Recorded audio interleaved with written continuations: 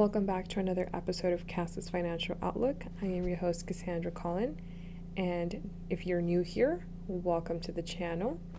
Today's topic will be in regards to escrow. We're going to dive deeper on what is escrow and why is this used and how can we use it, etc. This was a topic requested by one of you guys, so thank you for requesting the topics. It means a ton of me when you guys engage, ask questions, ask me to review certain topics. As formal disclosures, I am not a financial advisor, nor is this financial advice. This is just solely my outlook on the topic itself. For those of you guys who don't know, I graduated with a math degree with a background in data science. So I've been in the marketing sales industry for a very long time, since like 2017. And I've been in the industry for, I would say, 3 years when it comes to data science. But it's always piqued my interest to learn about other topics in the financial realm. So we are learning as we are putting the information out there. So I love when you guys request information because, again, it forces me to learn about the topic to bring it to you guys. So to get started, we're going to cover the definition of what an escrow is. And for those of you guys who want to see this visually, we're going to be covering Investopedia's article on How Escrow Protects Parties in Financial Transactions by Caroline Banton. So you guys can go to Investopedia and look this up too. But we're going to be diving in on the article itself. So what is escrow? Escrow is basically a legal concept. It's a financial agreement where an asset or money can be held by a third party, and it's going to be on behalf of two people that want to have protection when completing a transaction. So that's what escrow is. So if you're going to buy a home, right, and you're getting it from, I don't know, let's just say it's just a random person, you're purchasing the home, the escrow would be the third party involved in that transaction to make sure that funds go through and obviously the house gets transferred to you. That's kind of how escrow, quote unquote, could work. Now, escrows are managed by an escrow agent. There are online services for this. So the agent is the one who's going to release the assets or funds once the fulfillment of both parties are completed. So basically, escrow is kind of like a contract. It's obviously a legal contract where both parties have to complete whatever it is that the requirements are for this transaction before anything is released, whether it's assets or funds. So an escrow can be money, securities, funds, any of that can be held in an escrow. So the key takeaways for today's podcast is escrow basically refers to a neutral third party that's going to hold the assets or funds. So they're the ones that hold assets or funds before they are transferred to whatever parties in the transaction, right? So the third party holds the funds until both buyer and seller fulfill whatever the contract requirements are. An escrow is usually associated with the real estate transactions, but it can be in other situations, kind of like jewelry, like luxury jewelry. There could be an escrow there. Or for international, like import and export, like maybe if you're going to send stuff overseas, you want to make sure that they receive them and at the same time you get paid. So there can be an escrow. It can be a contract that you draft up through the escrow where, hey, I am going to send stuff. If everything arrives great, they're going to send money and vice versa, right? So again, most of the time escrows are used when purchasing a home or the life of a mortgage. So that's the main reason why they're used, but they can be used for other things. So the way that you guys can understand escrows the easiest way is it's a third party that's going to make sure that everything runs smooth for you. That's the easiest way that you can understand an escrow. So, for example, you can involve escrows in other situations like internet transactions, or when it comes to banking, or when it comes to law, acquisitions, all that stuff, escrows can be involved there. But most of the time, the reason why escrows are even a thing is because when two parties are involved and they might not trust, either party or vice versa, right? There might be some uncertainty in the transactions. And that's why they get an escrow to make sure that everybody's fulfillments come true and whoever's obligations there, whatever obligations there is, they want to make sure that they are fulfilled. So that's why the escrow essentially comes into play. So it's a financial process is pretty much what an escrow is. So hopefully that clears up on what an escrow is and how it can be used. Now we're going to dive into the types of escrows. So the first one is obviously in the real estate area. So how are escrows related to real estate? So escrow accounts can apply to real estate transactions because pretty much what you do is you place the funds in escrow, which is the third party, right? The buyer is the one who's going to make a deposit in good faith, right? And what they want is the home in return. So the escrow account is going to allow, the seller to get with someone who is serious about buying their home, and obviously the buyer to make sure that they give funds to the seller. So the reason why the escrows are there is to make sure that the person who is purchasing the home is serious about purchasing it, and the person who's selling it is obviously selling it in good faith, right? So the escrow is going to help you find out what the due diligence is of getting the property, and that's the easiest way that I can explain on how the escrow is involved in real estate. So when you're buying a house, you want to make sure that you are serious about buying a house, right? You don't want to be wasting the seller's time, and the seller wants to make sure that they get their money too for selling their home. So that's when the escrow comes into play to make sure that both parties fulfill what they're supposed to be fulfilling. So, for example, an escrow account can be used for the sale of a house, right? If there are conditions attached to the sale, such as the passing of an inspection or the buy and seller agreement, then that's whenever they're going to probably use an escrow. So, for example, in this case, the buyer of the property deposits the payment for the house in an escrow account that's going to be held by a third party. It's a neutral third party. And at that point, the seller can proceed with the house inspection or whatever needs to get done on the house that's being sold. So until the buyer puts things into that account, then that's when the seller can proceed confidently because the funds are already obviously there. And then that's whenever they're confident that the buyer does have the funds available to make the payment for whatever it is that they're purchasing. So the amount in escrow is then transferred to the seller once all the conditions of the sale are satisfied. So that's how you can have a smooth transaction because, again, the buyer is putting their part, the seller is putting their part. Once they both put their part, then everything is released because the escrow is going to have conditions based on whatever the agreement is. Now, there's also escrow when it comes to the stock market. So stocks are often issued in escrow, and the reason for that is because while the shareholder is the real owner of the stock, the shareholder has limited rights when it comes to the disposal of the stock. So for example, if an executive receives a stock as a bonus for their compensation, sometimes they have to wait for an escrow period to pass before they can sell the stock. So for example, stock bonuses are often used to attract people or to retain them in whatever executive positions they're in. But sometimes there's things attached to that, even though they give it to you, the escrow tells you, well, you can't do certain things with that stock until you've fulfilled X, Y, Z.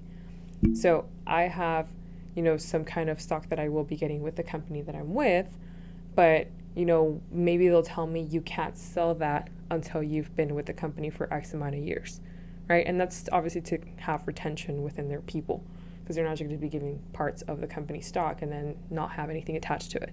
It's kind of like your non-competes, right? Whenever you go to a different company, sometimes they make you leave your customers there for a reason. Now, the other thing where escrow can be involved in is also in online sales. Now, remember, we did say in the beginning that most of the time escrow is involved in real estate because that's usually whenever you make your biggest purchase, right? Your lifetime purchase. But you can also use escrow for online accounts. So online sell escrows, it's also like real estate and the stock market. The only difference is that this one, it protects the buyer and the seller from fraud or non-payment whenever you're doing online sales. So an online escrow service acts like a third party for online products. So buyers send their payment to the escrow service, which holds the money until the product is received. So that's how, I guess you could think of it as like Amazon, right? It's like you send payment and then they hold that payment until you receive the product, right? So once a product is delivered and verified, then the online escrow services releases the fund to the seller, right? Because there's a whole bunch of people in that realm where Amazon like comes in, and like they have all kinds of people posting stuff on there, but not everything is directly through Amazon. So I'm pretty sure Amazon probably uses this where they will hold payment, because they usually always charge a card, but they're going to hold the payment. Once you receive it, then they probably pay it out to whoever it is that they're paying it out to. Obviously, there's a lot that goes behind that. We're not going to dive deep into that right now. But again, once the product is delivered and verified, then the online service will release the funds to whoever the seller is. So escrows are services that are best suited for like high value items, which house is one of them. A car could probably be one of them. I'm not exactly sure how that's going to play out, but definitely when it comes to like jewelry and art, it's like you definitely want to make sure that there is some kind of escrow on there, because just whatever, God forbid, things don't go through in the transaction and it's like then you get scammed, then the escrow is at least there for contract or consensual agreements. You can request an escrow account yourself for tax and insurance payments on your house if you didn't know that. So even if your lender doesn't require it, you can definitely still request an escrow account for the tax and insurance payment. So an escrow can help you as a homeowner be sure that the money needed for property taxes and insurance will be available when the payment is due.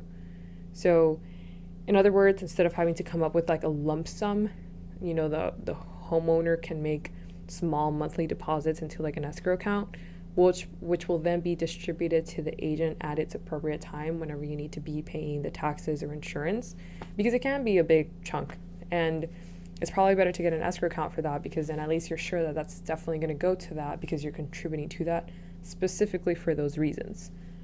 Now we're going to go over the advantages and disadvantages of an escrow account. So pros of having one is obviously provides protection during transactions. That's the biggest thing as to why escrow accounts exist, right?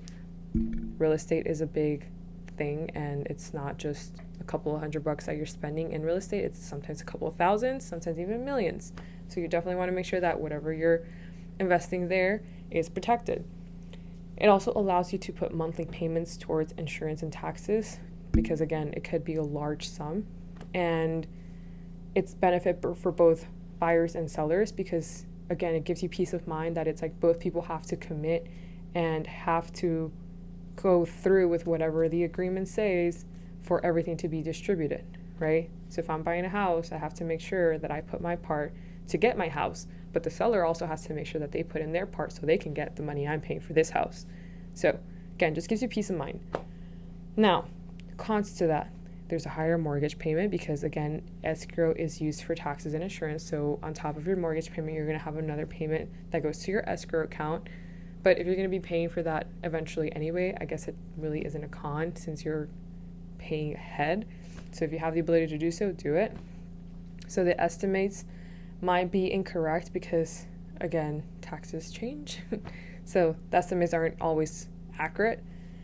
And then the other con is that online escrow services might have high fees. So it's sometimes higher than like platforms in PayPal. I know PayPal doesn't really have that like high of a fee.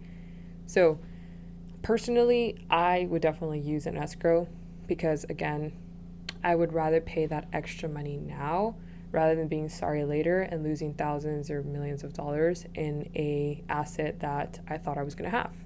So that's a little bit on escrows and how an escrow works. If you have more questions in regards to how these things work, I guess we can cover a little bit about the FAQs. What is escrow of a house? Escrow relating to buying a house is an account in which the money from the potential buyer is deposited. So I'm the potential buyer. I'm the one depositing money into that escrow account. So the escrow is usually 1% to 3% of the asking price of a home. The money is required to ensure that the buyer is seriously considering to buy the home, right? And obviously has the funds to make the purchase. And in return, the seller will usually take the property off the market and allow the potential buyer to access the home for inspections. So that's how escrow works whenever you're purchasing a house. So recap again.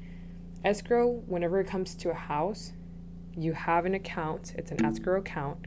This is where money's going to go in from the buyer. The buyer is the one that's depositing money in there. And the escrow can range anywhere between 1% to 3%. That's usually how much it is from the asking price. So whatever the asking price is, multiply it times 1 or 3%. That's probably what the escrow amount is. That money is to make sure that the buyer is serious about purchasing the home. And then obviously we want to make sure that you have funds to purchase a house. And then in return, then you can obviously have the seller take the property off the market, which allows you to inspect the home and XYZ, whatever you need to do with it. So how does escrow work? So escrow required by mortgage lenders is basically involves making monthly payments for property taxes or like homeowner insurance. This is usually put into the escrow account. And again, it's held by a third party. It's not going to be held by you or by the seller. You, the buyer, right? Let's say I'm the buyer and the seller is somebody else. Then the third party is going to be someone else. The third party is the one that's going to hold this account for me. Now, if escrow is required by the lender or if it's requested by the borrower, the monthly payment will include the principal and the interest of the loan, as well as the amount for the property taxes and the homeowner insurance. So the lender will keep the amount for taxes and insurance in the escrow account. Then when the bill is due, they will make the appropriate payments because again, the money is already in the account. You've been contributing to it. And once everyone does whatever they need to do on their end, when it comes to the contract and the agreements, then that's whenever funds are dispersed.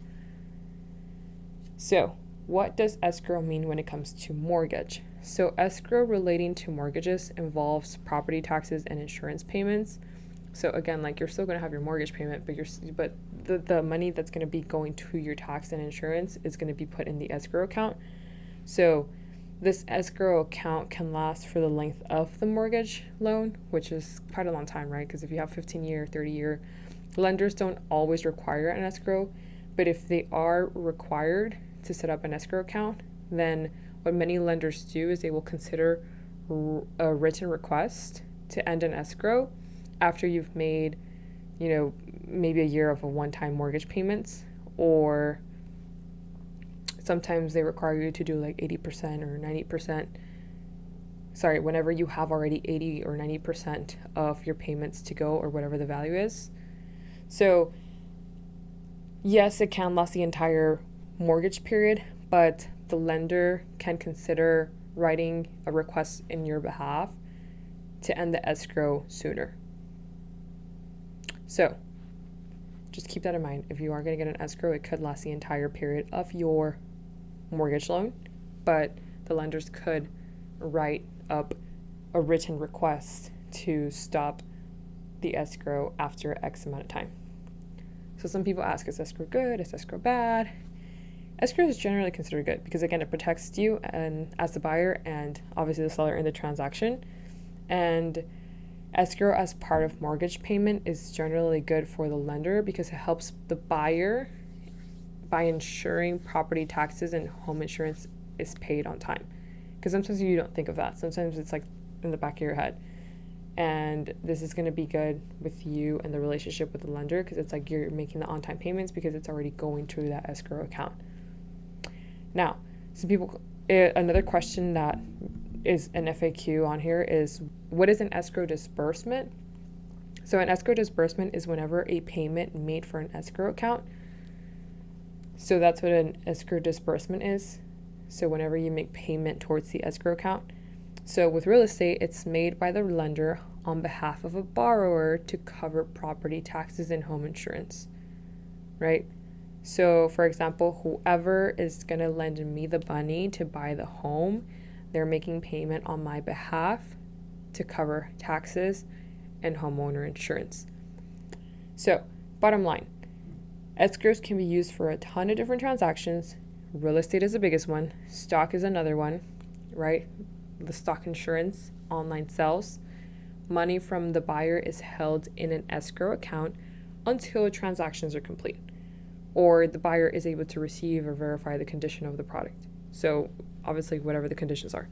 So hire a pro, talk to your financial advisors, look up financial advisors near you, or talk to your lenders or your real estate agent, because I'm 100% sure they know who to direct you on who to use for escrow if you want to use an escrow when doing the transaction of buying a home. If they don't require it, then you don't have to get it. If you want to get it just for protection, then you totally can. But again, there's pros and cons to it. So key takeaways, escrows are a good thing generally because it protects y'all. Are you going to have payments for the remainder of your mortgage? Probably so.